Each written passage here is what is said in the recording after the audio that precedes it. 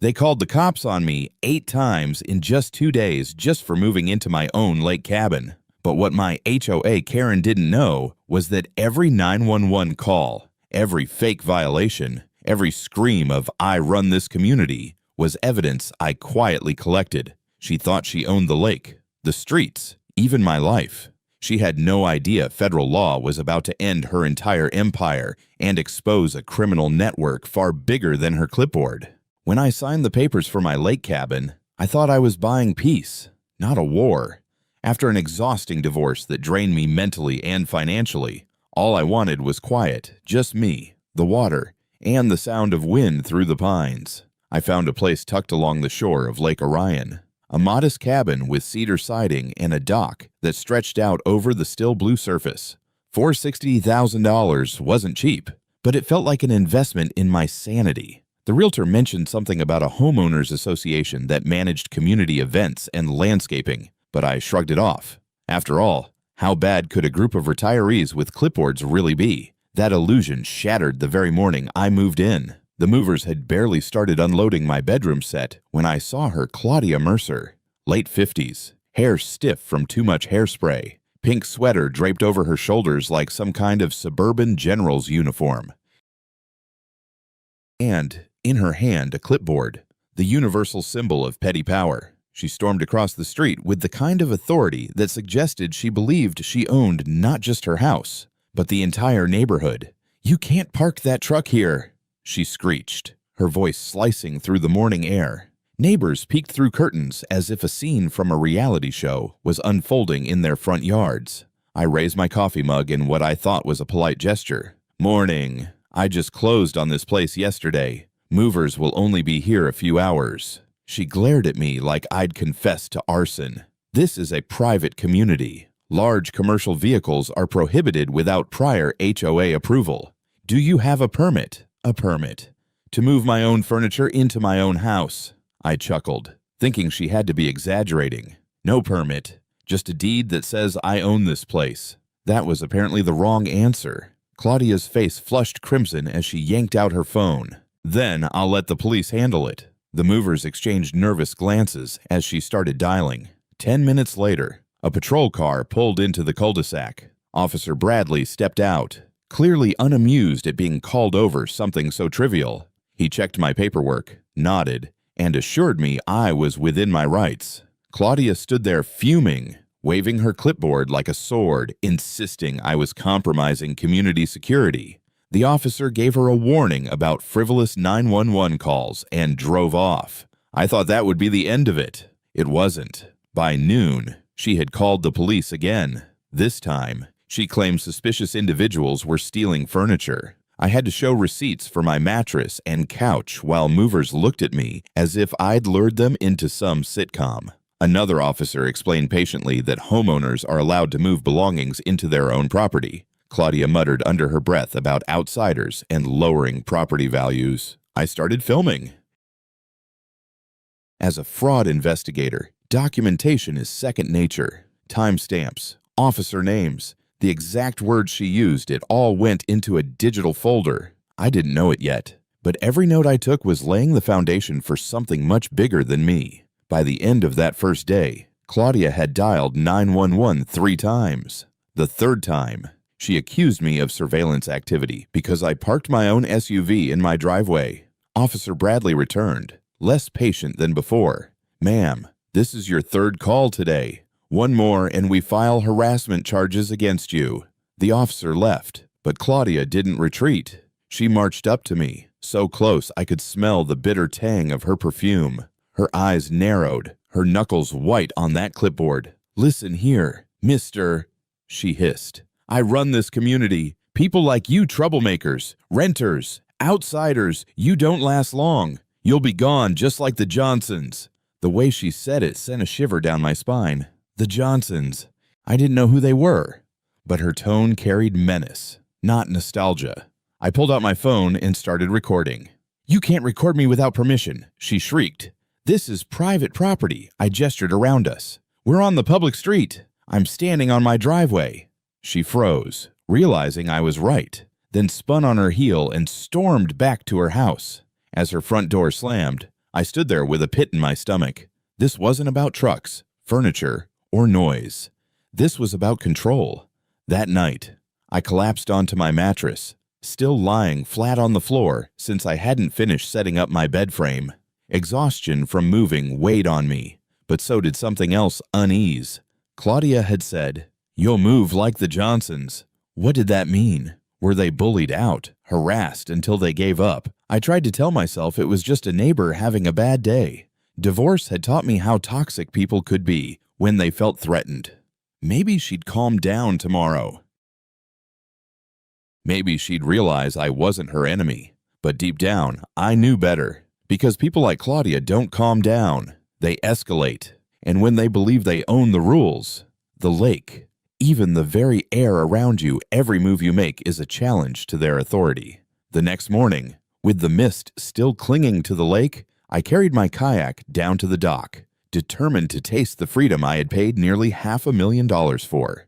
But I had no idea she'd be waiting for me, and I had no idea the war was only beginning.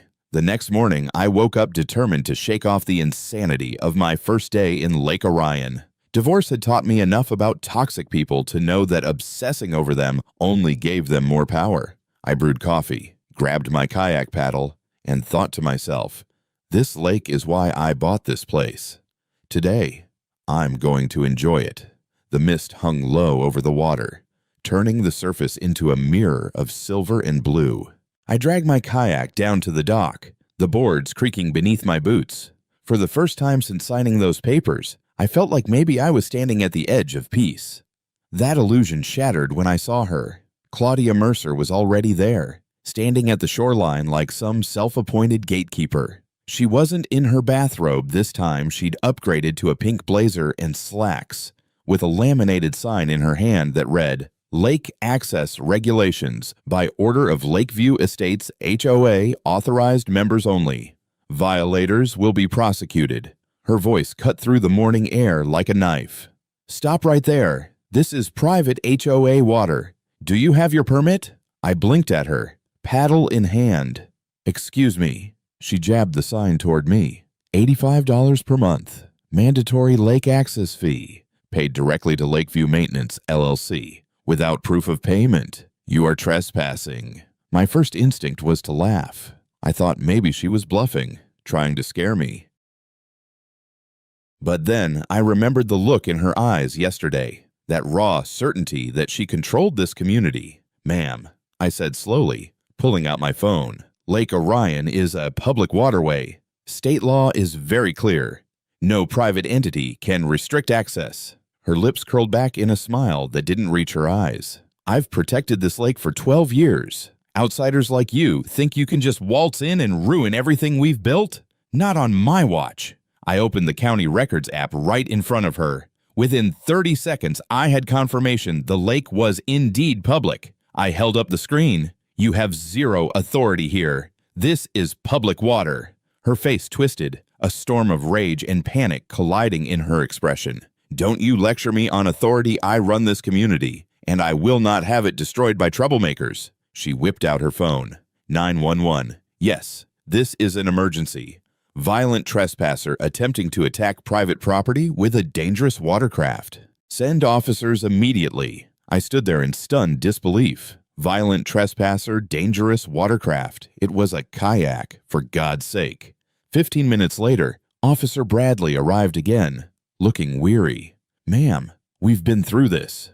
Lake Orion is public water. This gentleman is fully within his rights. Claudia's response was chilling. I don't care about your legal technicalities. I own this lake. My HOA owns this water and everything in it. The officer warned her about harassment, but I could tell from the gleam in her eyes she wasn't backing down. She wasn't capable of it. That's when I heard a gravelly voice behind me. Welcome to the neighborhood. Son, don't let her scare you off. I turned to see a man in his 70s, tall and lean, with the kind of posture you only see in soldiers. His name was Dalton, a Vietnam veteran who lived 2 doors down. He leaned on a cane, but his eyes were sharp, scanning Claudia like she was an enemy he'd faced 100 times before. She's driven out 3 families already, Dalton said. The Johnsons, the Martins, and the Perez family. Same tactics every time. Calls the cops, invents rules, finds them into bankruptcy, makes life so miserable they sell cheap just to escape. Then her buddies buy up the property at a discount. You're the fourth target. The chill that ran through me then had nothing to do with the lake breeze. Dalton handed me a paper, an invoice he'd kept. Lakeview Maintenance, LLC monthly lake access fee, 80. Non-payment will result in legal action. Been paying this nonsense for years, he muttered. Never seen a dime spent on maintenance. Only thing Claudia maintains is her chokehold on this community. As he spoke, 2 other neighbors walked over cautiously, glancing at Claudia's house to make sure she wasn't watching. A grandmother with silver hair told me her grandson wasn't allowed to visit because Claudia had once called the cops on a 6-year-old for excessive noise violations. A young couple described how they'd been fined $500 for placing garden gnomes in their yard. The stories poured out, each one darker than the last. Parties shut down, flags banned, fines for parking cars in driveways. It was systematic intimidation dressed up as community standards. I felt my investigator's brain kick into gear. This wasn't random harassment. It was structured, organized, like a corporate fraud case I'd once worked on, except this time, the victims were families trying to live their lives. I looked at Dalton, then at the frightened neighbors clustered around him. Why hasn't anyone reported this suite or gone to the county? Dalton sighed. Some tried, but Claudia knows how to twist things. She makes everyone look like troublemakers. By the time complaints reach the county, they're buried in paperwork. People give up. They move away. That's her playbook. I clenched my fists. My divorce had taught me the cost of surrendering to bullies. And I wasn't about to lose my dream cabin to one more tyrant.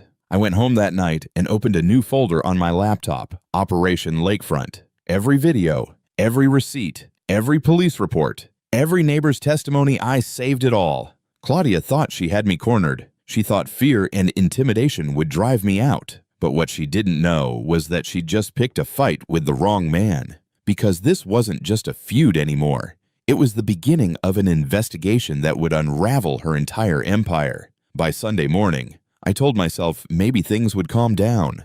Maybe Claudia had just been having a terrible week. Maybe all that ranting and clipboard waving was her version of stress relief. People snap. Right, but when I strapped on my life jacket and carried my kayak down to the dock, I learned quickly Claudia Mercer didn't do calm. She did escalation. She was already there, waiting like some twisted lake sentinel. The laminated sign still hung from her hand, but this time she'd upgraded her performance with a bullhorn. A bullhorn at 8 o'clock in the morning, blasting across the otherwise quiet lake. "Stop right there," she bellowed, voice amplified and echoing off the water. "This is a restricted waterway. Trespassers will be prosecuted." I froze mid-step, the absurdity of the moment almost surreal. "Claudia, it's public water. State law says anyone can launch from their property. You can't stop me." Her reply was to flip open a bright orange binder full of what looked like fabricated regulations. By authority of the Lakeview Estates HOA, Section 4.2, Subsection B, no unauthorized vessel may enter these waters without an active monthly permit. Penalty, $5 per incident. I almost laughed. Almost. But her expression wasn't comedic, it was deadly serious. And behind her on the shore, I noticed 2 bulky men in matching polo shirts with Community Safety Patrol printed across their chests. They stood with arms folded, watching me. Enforcers. My stomach turned. "Lady, it's a kayak," I muttered. "Do I look like a cartel smuggler?" That's when she made call number 4 to 911. I heard every word. "Violent trespasser with a dangerous watercraft is attacking our lakefront. Immediate SWAT response required. SWAT. For a kayak." The dispatcher must have rolled their eyes into another dimension, but 15 minutes later, Officer Bradley showed up again, hand resting on his holster out of sheer habit. His sigh when he saw me holding a paddle was the sound of a man questioning his career choices. "Ma'am," he said, "this is a public lake. He has riparian rights as a property owner. Your calls are wasting department resources." Claudia's face reddened until she looked like a boiling kettle. I don't care about your legal jargon. I own this lake. Bradley pinched the bridge of his nose. No, you don't. No one does. This is state water. If you keep calling, harassment charges are next. But Claudia wasn't listening. She spun toward the two men in polo shirts and barked. You see, outsiders think they can just trample our rules. Watch him carefully. Document everything. The men didn't move, didn't speak, but the way their eyes tracked me felt like a warning. I slid my kayak into the water anyway, refusing to let her intimidation win. The first push of the paddle should have felt freeing. Instead, I felt like prey under surveillance. Claudia shouted into her bullhorn the entire time I paddled, spewing accusations of chemical pollution, property invasion, and ecological terrorism. When I returned to my dock, Dalton was waiting, shaking his head. Told you she doesn't quit. She's not crazy, son. She's calculated. He handed me a stack of envelopes, HOA letters he'd saved over the years. Each one was stamped with threats of fines, liens, or legal action. Each one bore the signature Claudia Mercer, President. This isn't an HOA, Dalton said. It's racketeering. As if on cue, another neighbor, Mrs. Alvarez, hurried over, clutching her own letter. Her hands trembled as she held it out. She fined me $500 for my daughter's graduation party, said it violated community harmony. We ended up canceling. My girl cried for weeks. The fury bubbling in my chest was unlike anything I'd felt. Even during my divorce, Claudia wasn't just a control freak. She was extorting people, weaponizing fear, isolating families until they broke. That night, I pulled up public business records. Within minutes, I traced Lakeview Maintenance LLC to Claudia's brother-in-law, operating out of a P.O. box 2 towns over. The so-called lake access fees funneled straight into his account. Fraud, plain and simple. I knew then this wasn't neighbor drama anymore. It was criminal conspiracy. But Claudia didn't stop at paperwork and phony rules. She escalated in new, unsettling ways. That evening, as I fired up the grill to cook burgers on my deck, she stormed across the street, phone to her ear again. Minutes later, the dispatcher's voice carried across the yard. Backyard grilling is legal statewide. Ma'am, no. We will not send officers for domestic terrorism caused by hamburgers. Domestic terrorism for grilling. When the dispatcher hung up, Claudia pounded on my door, screaming, "You'll regret this. I'll drive you out like the Johnsons. You'll beg to leave." Her voice was so shrill, the neighborhood dogs barked in chorus. I hit record on my phone, documenting every word. Her mask had slipped completely now, the suburban civility gone. She wasn't trying to enforce rules, she was declaring war. And standing there on my porch, listening to her rant, a single thought crystallized in my mind. This woman had done it before, and unless someone stopped her, she would do it again. The difference now was simple. I wasn't leaving. And unlike the families she'd terrorized before me, I had the skills and the will to fight back. So I gathered my notes, my recordings, my photos, and every story Dalton and the neighbors had shared. Claudia thought she'd cornered me with her fake rules and bogus threats. She didn't realize she'd handed me the evidence I needed. And by the time I was finished, her clipboard empire would collapse under the weight of federal law. The 4th day in my new home felt like a turning point. I woke up with that restless energy in my chest, the kind I used to get when working fraud cases, when I knew something wasn't just suspicious but rotten to the core. Claudia Mercer wasn't just a noisy neighbor or a petty HOA president. She was running something calculated, something that smelled of money and intimidation. Dalton stopped by that morning with a thermos of coffee and a look in his eyes that told me he was finally ready to talk. "Son," he said, lowering his voice, "what I told you before, that was only the half of it. You need to hear the rest if you're going to survive here." We sat on my deck, the lake sparkling calm as if mocking the chaos that hung over this neighborhood. Dalton explained how, years earlier, a family named the Johnsons had bought the house 3 doors down, a young couple with 2 kids, eager for lake life. Within months, Claudia started hitting them with fines, noise violations because the kids played outside, aesthetic violations because they painted their shutters blue instead of beige. Then came the lake access fees. The Johnsons refused to pay. Claudia called the cops on them 16 times in 2 months, claimed their dog was dangerous, even accused them of vandalizing her garden. By the time they sold and left, their property value had tanked. And guess who bought it through a proxy? Claudia's cousin.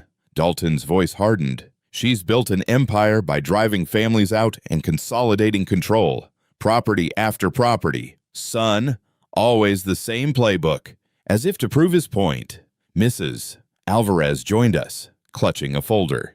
She opened it and laid out a stack of letters, each stamped with bold HOA headers, violation notices, fines, legal warnings. One read unauthorized decoration, $250 fine for placement of unapproved lawn ornaments, garden gnomes causing community disruption. Another unapproved gathering, $500 fine for graduation, party causing generational noise disruption. Generational noise disruption for teenagers celebrating a milestone. My blood boiled as I read. This isn't random harassment, I muttered. This is systematic exploitation, fraud disguised as governance. Mrs. Alvarez's eyes watered. We thought about leaving, but we couldn't afford it. She knows people like us don't have lawyers. I promised her softly. You won't have to fight her alone anymore. That evening, Dalton introduced me to more neighbors, ones brave enough to risk Claudia's wrath. An elderly widow named June explained how Claudia fined her $200 for letting her grandson ride a scooter on the driveway. A father of 3 described how Claudia declared his trampoline a hazard to community stability and forced him to dismantle it. Each story painted the same picture: abuse of authority, targeting the vulnerable, and siphoning money through fear. The kicker came when Dalton pulled out an invoice he'd kept for years. It was from Lakeview Maintenance, LLC, demanding $88 per month for mandatory lakefront upkeep. But Dalton said he'd never once seen a maintenance crew. No trash pickup, no repairs, no dredging. Nothing. Just Claudia's threats. That night, I couldn't sleep.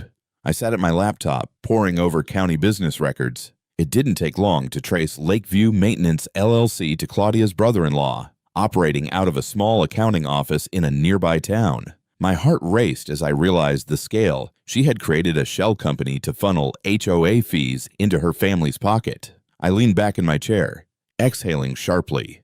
This wasn't just harassment. This was wire fraud. This was RICO territory racketeering. But Claudia wasn't finished with me yet. The next day, I tried to grill dinner again, something simple. Just a steak and some vegetables. 10 minutes in, Claudia came storming across the street, phone already pressed to her ear. I heard her shrill voice. Domestic terrorism, illegal, open flame. He's threatening the community with fire. The dispatcher must have been fed up because they refused to send an officer. But Claudia wasn't deterred. She slammed her fists against my front door until I opened it. Her face was crimson, eyes wild. You think you can defy me? I'll destroy you like the rest. You'll beg to leave this community. I held up my phone, recording every second. She froze for a moment, then sneered. Record all you want. Accidents happen to people who cross me. That wasn't a warning. That was a threat. Sure enough, the very next morning, I woke to vandalism. My kayak had been slashed open, the fiberglass hull shredded. My SUV sat on 4 flat tires. Red spray paint screamed across my dock. Leave or die. My garden, newly planted, was soaked in industrial herbicide. The soil poisoned black. It wasn't random vandalism, mates. It was targeted. But Claudia underestimated me. What she didn't know was that I had installed security cameras my first night, out of habit. And those cameras caught everything. At 3 a.m., Claudia's so-called community safety patrol crept across my property with knives and spray cans. 2 men, mid-40s, stocky builds, smirking like they were untouchable. They didn't even bother to cover their faces. They thought Claudia's shield of power made them immune. Watching the footage, I felt 2 things at once: fury and clarity. Claudia had crossed into felony territory: property destruction, intimidation, threats. I wasn't just her newest victim. I was her biggest mistake. I emailed the footage, the invoices, and every piece of evidence I'd collected to an old contact of mine, Special Agent Wallace from the FBI's Financial Crimes Division. Wallace and I had worked together years back on a corporate embezzlement case. If anyone could help me bring Claudia down, it was him. When he called back, his voice carried a weight I hadn't heard before. "We've been watching Claudia Mercer for months. You're not the first complaint, but your evidence might be the nail in her coffin. Get me everything: videos, letters, witness statements. Because what you're describing isn't just HOA abuse, it's organized crime." I stared out at the lake, the reflection of the moon shimmering on the water. Claudia thought she owned it. She thought she owned the people. She thought she owned me. But the tide was turning, and this time, the law was on my side. When I hit send on that evidence package to Agent Wallace, I felt like I had crossed a line of no return. Up until that moment, part of me still wanted to believe Claudia Mercer was just an unhinged neighbor on a power trip.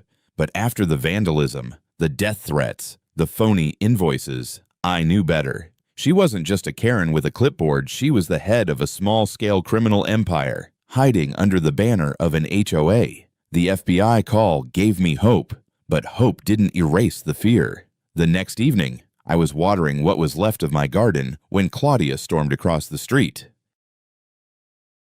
She had that same twisted smile, the kind that makes your stomach knot up before a word is spoken. "Accidents happen," she said, her tone chillingly calm. "Ask the Johnson family why they really left.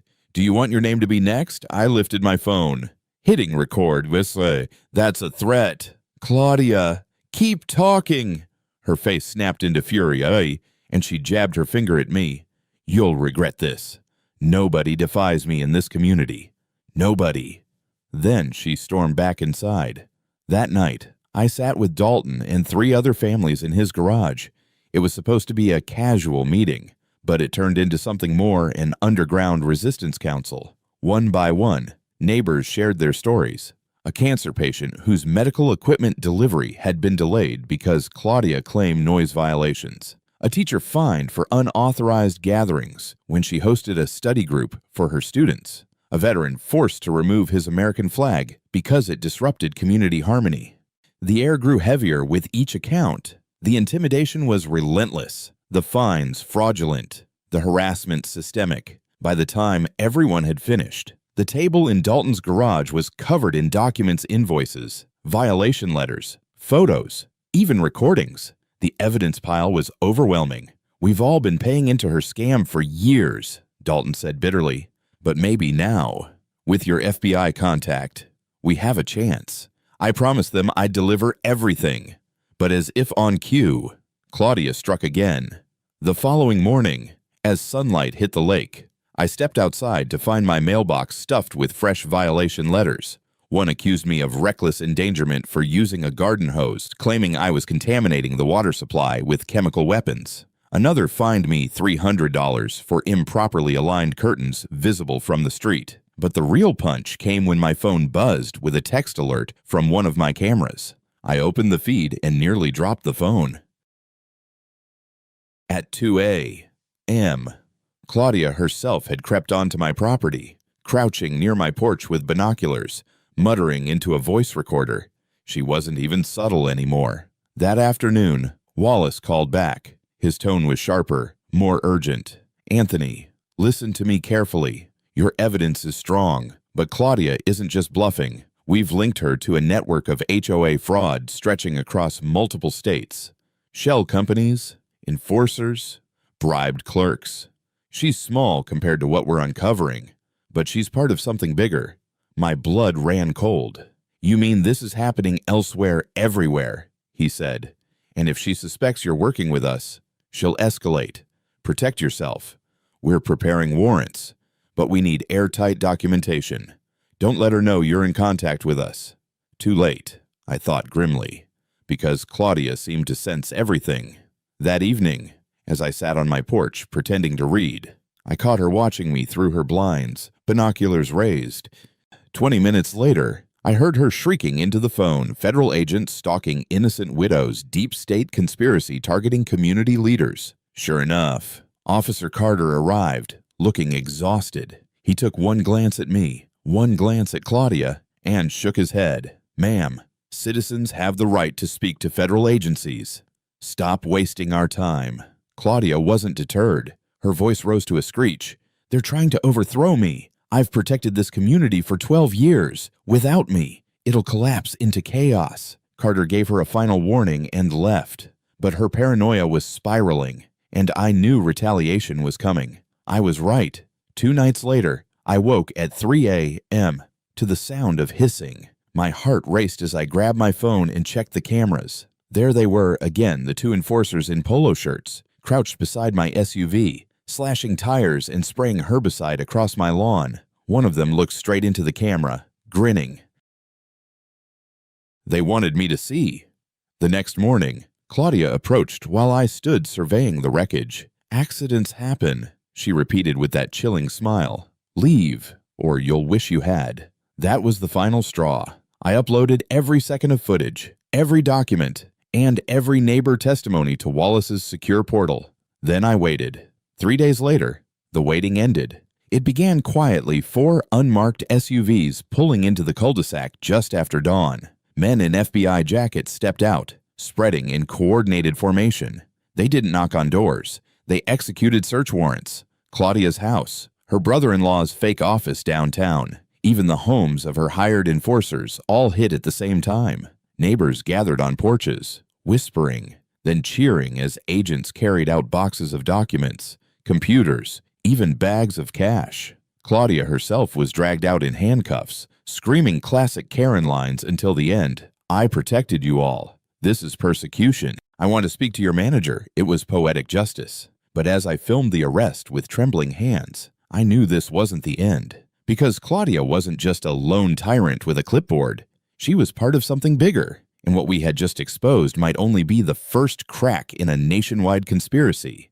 The morning Claudia was dragged away in cuffs, I thought I could finally breathe. Neighbors clapped. Some even cried. For the first time since I'd moved to Lake Orion, I felt the heavy weight on my chest lift just slightly. The so-called queen of the HOA had been dethroned. But what I didn't know then was that her arrest was only the beginning of something much larger, a storm already brewing across state lines. Later that day, my phone buzzed with a call from Agent Wallace. I stepped onto my deck, the lake glittering like nothing had ever happened, and answered.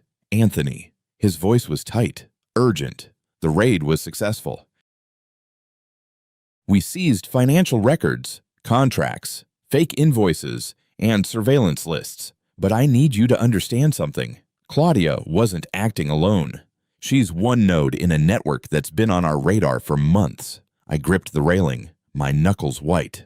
A network. He explained federal investigators had found identical shell companies to Lakeview Maintenance LLC operating in 12 states. HOA presidents, people just like Claudia, were funneling money through the same schemes: fake maintenance fees, bogus violation fines, and intimidation campaigns. The FBI suspected someone higher up had written a literal playbook for this fraud. Claudia had just followed it step by step.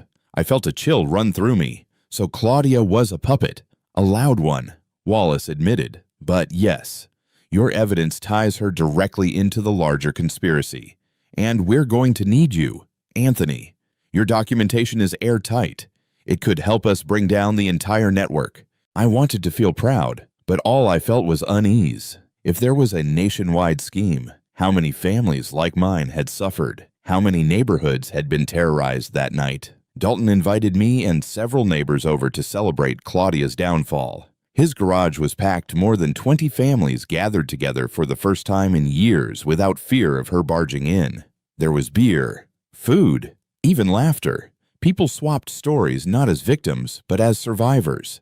Yet, even in the warmth of that moment, I couldn't shake what Wallace had told me. I looked around at these families' parents, kids, grandparents, and wondered how many more across the country were sitting in garages just like this, scared and waiting for help.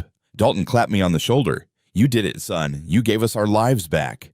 I managed to smile. We did it. But this isn't over. Not yet. The next morning, I learned how right I was. My phone buzzed with an unknown number. I opened the message, and it stopped me cold. "Congratulations on your victory. You've just made enemies bigger than Claudia. A friend. I stared at the screen, pulse thudding in my ears. Someone knew. Someone was watching. I forwarded the message to Wallace, who called within minutes. Don't panic, but be careful. It means you've rattled someone important. The days that followed felt surreal. News crews descended on our street, filming the Lake HOA bust. Headlines blared across national networks. HOA president arrested for $177,000 fraud scheme. Social media dubbed her Lake Karen, and the video of her screaming, "I own this lake," as agents cuffed her hit 3 million views in 48 hours. On the surface, it was vindication. Property values rose overnight. Families who had hidden in fear began to smile again, and children played outside without Claudia snapping photos of them. But beneath the relief, I felt a growing sense of dread. Because every time I checked my phone, every time I saw that anonymous message, I was reminded Claudia was just one piece of something far bigger. One evening, Wallace met me at a quiet diner 2 towns over. He slid a thick manila folder across the table. Inside, he said, are files from other communities, 23 in total. Different states, different lakes, but the same fraud structures. Same language in violation letters, same shell companies, same intimidation tactics. I opened the folder and scanned the first page. My stomach dropped. It was identical to Claudia's invoices, only the header was different. Instead of Lakeview Maintenance LLC, it read Clearwater Property Services. Another read Shoreline Integrity LLC. Different names, same scam. Wallace leaned closer. We believe there's a central source. Someone designed this scheme, distributed it, and recruited HOA presidents to enforce it. Claudia was arrogant and sloppy, but others are smarter. They know how to hide. Why tell me this? I asked quietly. Because you're proof it can be stopped. Wallace said, communities listen to someone who's lived it. We need you to help us connect the dots, testify, and maybe go undercover. The word hit me like a hammer. Undercover. I wasn't an agent. I wasn't trained for that. I was just a guy who wanted to heal from divorce and enjoy his damn lake cabin. But as I thought of Mrs. Alvarez's tears, of Dalton's scarred pride, of children whose laughter had been silenced by threats, I knew I couldn't walk away. Whatever you need, I told him. I'm in. Wallace nodded. Good. Because this isn't just about one community anymore. This is about stopping a nationwide fraud machine before it ruins thousands more lives. That night, back on my deck, I watched the sunset bleed orange across the lake. Freedom never looked so fragile. Claudia was gone, but her shadow lingered. And somewhere out there, others were waiting armed with clipboards, fake rules, and the arrogance of power unchecked. But this time, they wouldn't win. Because now I wasn't just a homeowner. I was a witness. A fighter, and, with the FBI at my side, a weapon aimed at the heart of a conspiracy bigger than any HOA board meeting. The war against Claudia Mercer was over, but the battle against the network behind her, that was only beginning. The raid that took Claudia down was a spectacle the neighborhood would never forget. At dawn, FBI agents moved like a synchronized machine. Unmarked SUVs lined the cul-de-sac, their headlights cutting through the mist. Agents in Navy windbreakers poured out, weapons holstered, but presence undeniable. Neighbors peeked through blinds, some clutching mugs of coffee, others holding their phones high to record the moment. I stood on my deck, heart racing, and watched the empire Claudia had built crumble piece by piece. They stormed her house first. Agents shouted commands, and within minutes, Claudia was marched out in handcuffs. She screamed until her face turned crimson, shrieking phrases that would soon become viral memes. This is persecution. I am the law here. I demand to speak to your manager. The irony was so sharp it almost made me laugh. Even in the face of federal agents, she still thought she could escalate the situation with her clipboard mentality. But what really shook me wasn't Claudia, it was what came out of her house. Boxes of financial records, USB drives, ledgers filled with names and payment logs. Evidence, stacked in neat rows as agents carried it to their vans. And then there were the surveillance files, binders stuffed with notes on neighbors' daily routines, their visitors, even the schedules of their children. She hadn't just harassed us, she'd stalked us. As Claudia screamed from the back of the FBI vehicle, neighbors poured into the street. Cheers erupted. Dalton saluted the agents, tears wetting the corners of his eyes. Mrs. Alvarez clutched my hand and whispered, "We're free." Children ran barefoot across lawns, as if celebrating the fall of a dictator. For the first time since moving here, I felt hope bloom like sunlight breaking through clouds. But the agents weren't finished. They simultaneously raided Claudia's brother-in-law's office in town. That little accounting firm turned out to be nothing more than a laundering operation for HOA fraud. They found fake invoices, bank records linking directly to Claudia's accounts, and even cash stuffed inside ceiling tiles. The so-called Community Safety Patrol enforcers weren't spared either. Agents hit their homes, dragging them out in handcuffs as stunned wives and children looked on. By mid-morning, the neighborhood had transformed into a block party of relief. Families who had once avoided one another for fear of being reported now gathered in clusters, talking, laughing, crying. The fear that had silenced them for years was gone. But in the middle of that celebration, I couldn't shake Wallace's warning. Claudia was just one piece of something larger. Her downfall was victory. Yes, but also bait. That night, the news exploded. Local stations ran live coverage. CNN scrolled headlines, HOA president arrested in federal fraud raid. Fox News went blunt. Karen called cops 47 times now. She faces federal charges. Clips of Claudia shrieking about owning the lake racked up millions of views online. Memes flooded social media. Lake. Karen trended globally within hours. Neighbors celebrated. But I spent the evening combing through the footage I had gathered, matching invoices, cross-referencing with what Dalton and others had given me. It was all too perfect, too patterned. Claudia's fraud wasn't improvisation. It was scripted. 2 days later, Wallace confirmed it. We met again in that quiet diner. He laid down another stack of files, thicker this time, heavier. "Here's the kicker," he said, tapping the papers. "Every HOA president we've been investigating uses nearly identical documents. Same fonts, same phrasing, same bogus fee structures, different names, different states, but the same blueprint." I flipped through pages in disbelief. One letter from a Florida HOA threatened a family with fines for generational disruption of peace because their grandchildren played tag. Another from Texas demanded $95 a month for exclusive pawn protection services. The wording was nearly identical to Claudia's. "Someone wrote this playbook," I said slowly. Wallace nodded. "We think there's a central figure. Claudia wasn't smart enough to create this. She was just following orders." I felt the weight of it sink in. If the FBI was right, Claudia's arrest was just a single domino in a line stretching across the country. Thousands of families could be living under the same tyranny, unaware that their suffering was part of a coordinated racket. Back home, neighbors gathered for what Dalton called the Freedom Meeting. We met in his garage again, but this time, the energy was different, lighter, hopeful. Families brought food, laughter filled the air, children played without fear of violations. But when the conversation turned to the future, everyone looked at me. "You started this fight," Dalton said, his voice steady. "What happens next?" I hesitated, then told them the truth. Claudia wasn't acting alone.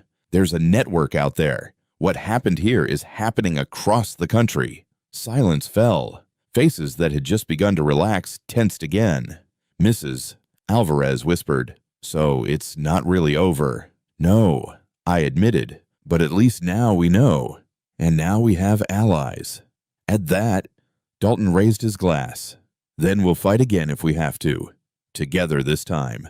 The garage erupted in cheers, but deep down, I felt the same gnawing unease I'd carried since that anonymous message. Victory felt sweet, but temporary. We had cut off the head of one snake, but the nest was still out there, coiled in the dark. Later that night, alone on my deck, I sipped coffee and stared at the moonlit water. Claudia's signs had been ripped down, her threats silenced, her clipboard broken. Yet I couldn't help but wonder who wrote the rules she followed, who was still pulling strings, orchestrating fraud across dozens of communities. And then my phone buzzed again. A new message. Claudia was nothing. The real game is just beginning. We'll be seeing you soon. My hand shook as I read it. Whoever was behind this knew I wasn't done, and neither were they. The message on my phone glowed like a warning flare in the dark. Claudia was nothing. The real game is just beginning. We'll be seeing you soon. For a long moment, I sat frozen on the deck, the reflection of moonlight rippling across Lake Orion. I had thought Claudia Mercer was the monster in my story, the tyrant who wanted to break me.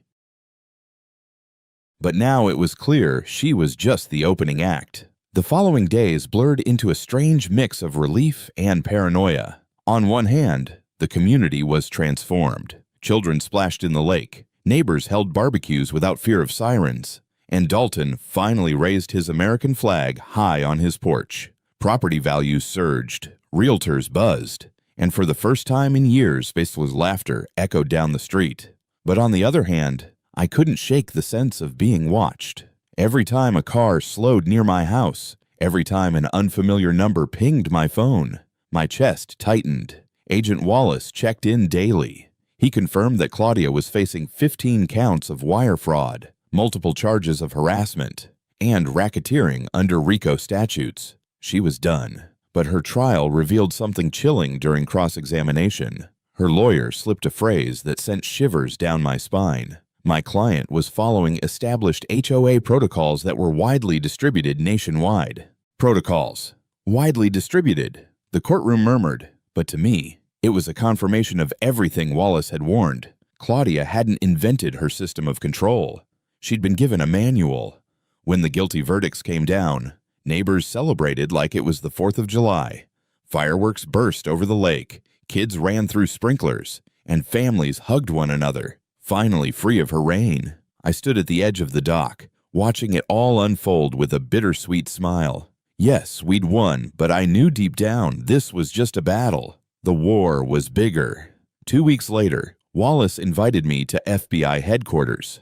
I sat across from him in a sterile office as he slid a thick binder toward me. Inside were copies of HOA documents from other states, Arizona, Florida, Michigan, even as far as California. Each had the same fraudulent fee structures, the same threats, the same community harmony language Claudia had used. This, Wallace said grimly, is the playbook.